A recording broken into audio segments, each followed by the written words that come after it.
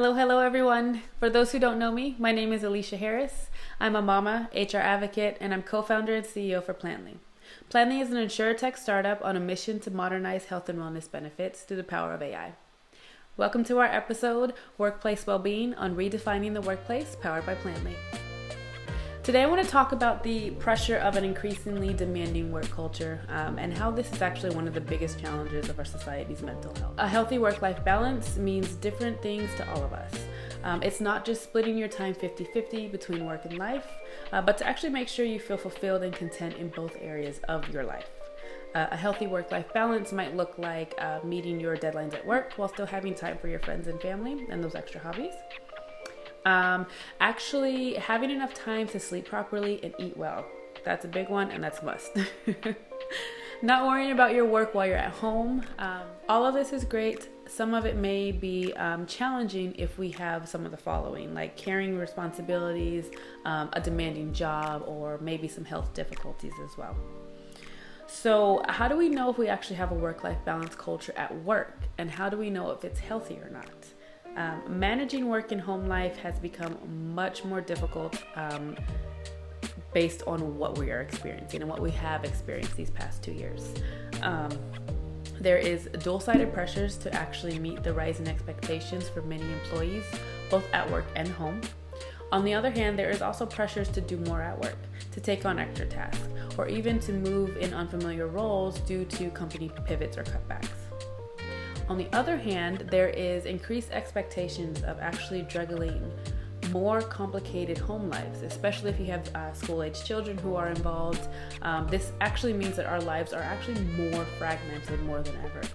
So the blurring between our work and personal lives is significant and is actually one of the biggest sources of stress. Prioritizing mental health and wellness within the workplace is now more critical than ever. So let's go ahead and talk about the most important ways that companies can actually improve their work-life balance.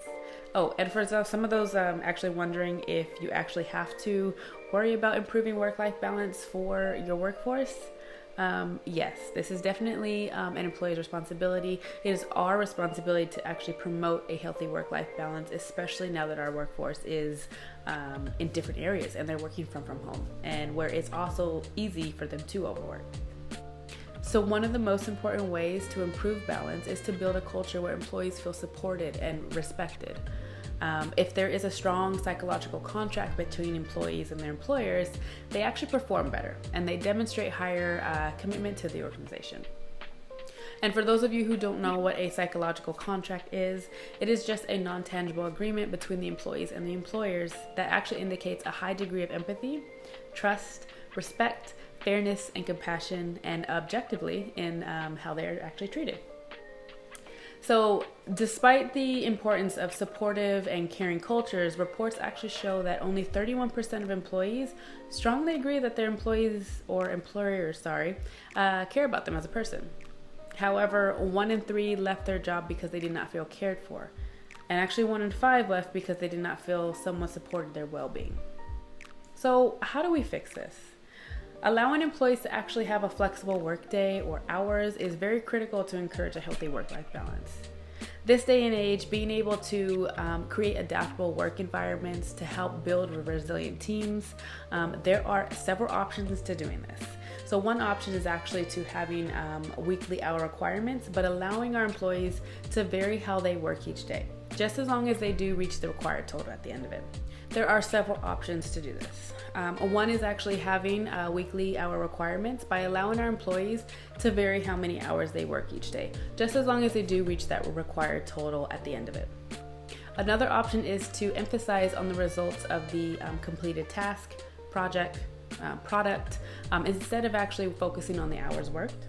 Another option is to promote a healthy work-life balance is to actually incentivize your employees to get out of their home or their office or wherever they work, to socialize with their family or their friends, or just do something that they love to do without us telling them that they should do it. This way, they are not tempted to actually work more hours than they need to, and they are no longer confined to those 4 walls that they've been working in all day.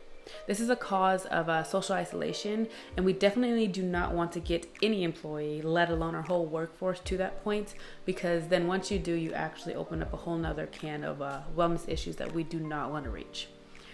Two last options is you can actually focus on building a culture of trust and health.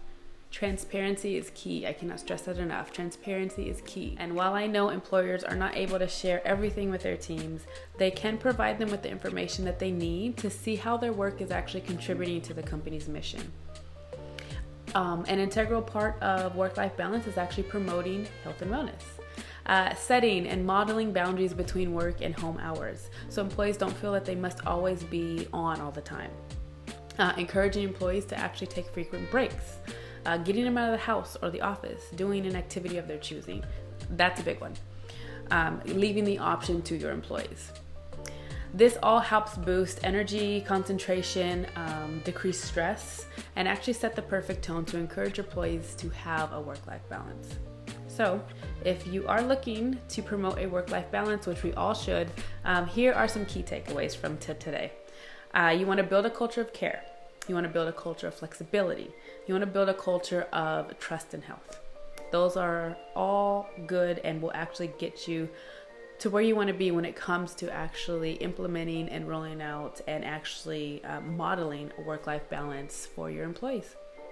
Thank you so much, everybody, for joining. And until next time, stay happy and healthy. Bye.